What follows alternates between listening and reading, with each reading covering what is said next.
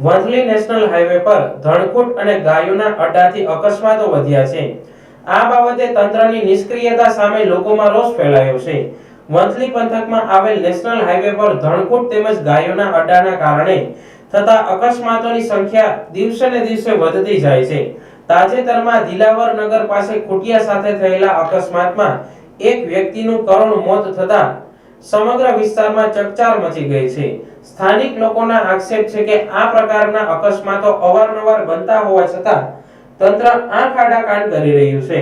સ્થાનિકોએ જણાવ્યું કે હાઈવે પર ધણકોટ અને ગાયો ખુલ્લેઆમ ફરી રહ્યા છે, જેના કારણે રાહદારીઓ તેમજ વાહન ચાલકો માટે જીવનું જોખમ ઊભું થઈ રહ્યું છે।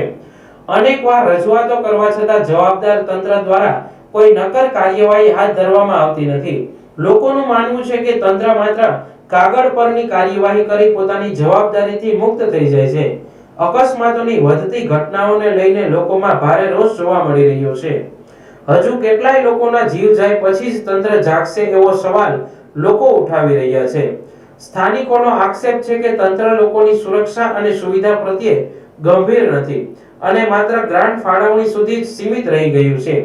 હાલમાં વંથલી વિસ્તારમાં લોકો દ્વારા તંત્રની નિષ્ફળતા અંગે ચર્ચાઓ તેજ બની છે। જો સમયસર યોગ્ય પગલાં લેવામાં નહીં આવે તો આવનારા સમયમાં વધુ ગંભીર અકસ્માતો સર્જાવાની ભીતિ વ્યક્ત કરવામાં આવી રહી છે।